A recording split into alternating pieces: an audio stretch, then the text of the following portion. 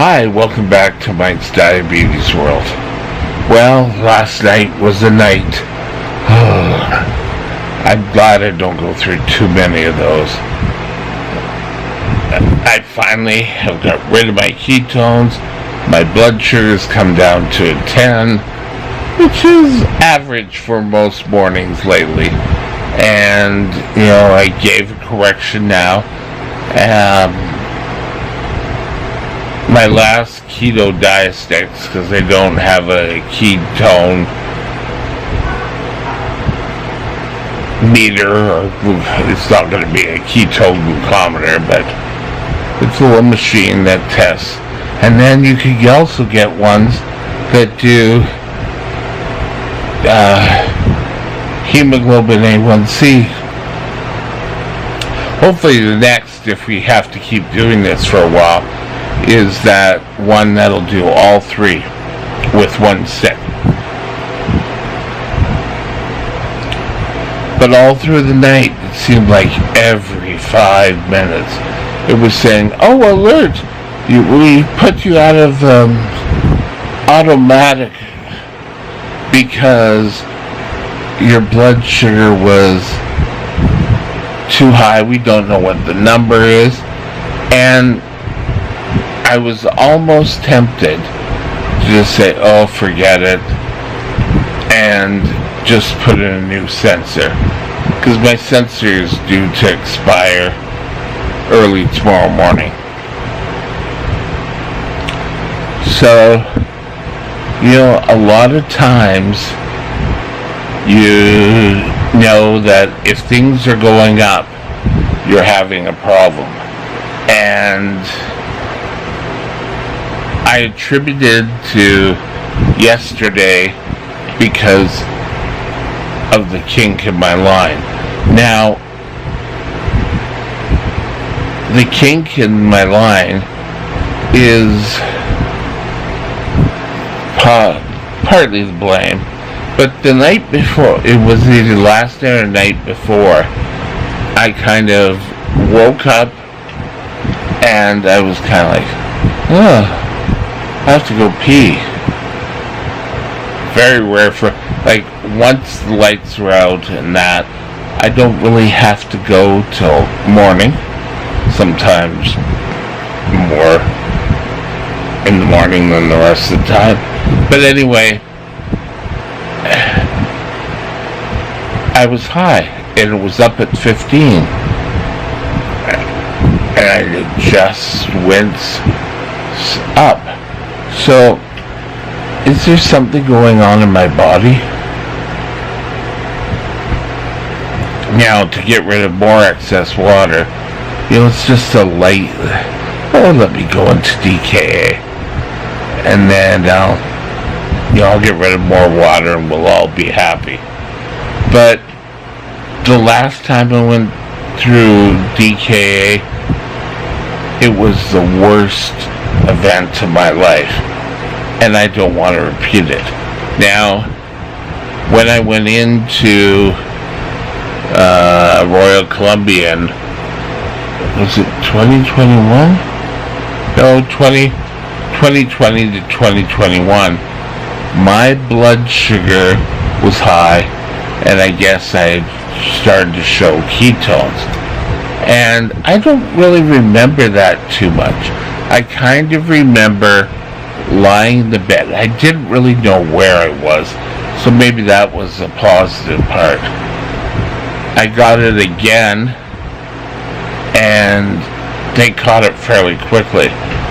And I had a new intern, and I think I've told this story, but look, we might as well tell it again.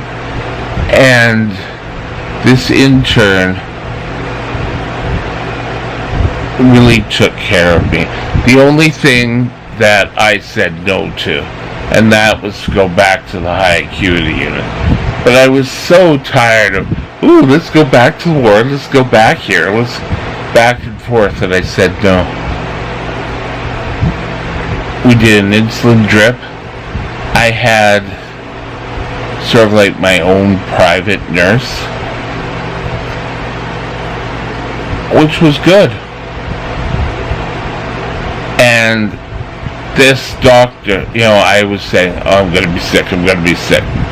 And he held my bucket, and I was quite violently ill. And of course, at this time, I kept drinking, and they kept giving me fluids, the IV fluids. And I think probably this side, I had, what do you call it? Not a central line, a PIC. And everything was going in there, which is great. I'd rather have a PIC than an IV, I can tell you that. And by morning again, I was out of danger, let's put it that way, just like I am now. But last night, I didn't do that little magical jump into DKA. I kind of had enough, and my body said, hey, things aren't looking good, let's get some insulin. My ketones have disappeared now, so yay. I think I mentioned that already. Today's going to be a lot of day of getting back the liquids so that I'm not going to be dehydrated. And there are times where I will be very thirsty. And I'll drink a whole bunch of water, and I'm thinking, oh my God, I'm high. And I'll go and I'll test them like 7-1.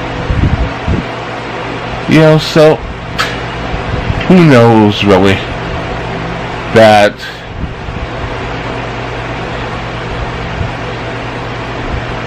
where my body, what's the magical point that your body will say, oh, these ketones are here. The only cure for ketones is insulin. If you start showing large ketones and you are throwing up, that's kind of a sugar. If I know one of the options, when I was diagnosed, we had to take a urine sample in, and they tested it, and I was showing ketones.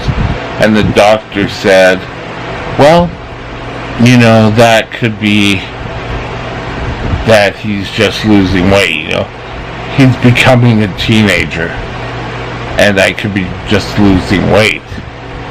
Well, that wasn't the case. How was it? And so it was a couple of days. It was another night of just peeing. And by the time I got to the hospital, I didn't have to go to emergency.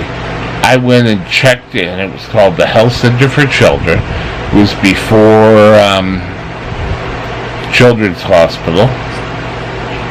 And I don't remember getting an IV when I went in. I got a shot, I think, by 8 o'clock, I think I mentioned before. And I felt great. So,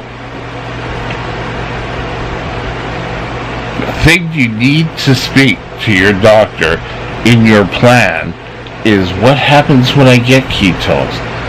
You know, you don't, if you can stop ketones while you're sick for any reason, that's sort of the best thing to do. And if you can't, you're going to have to go to the hospital. I don't want you ever to feel that if you're sick enough, go to the hospital.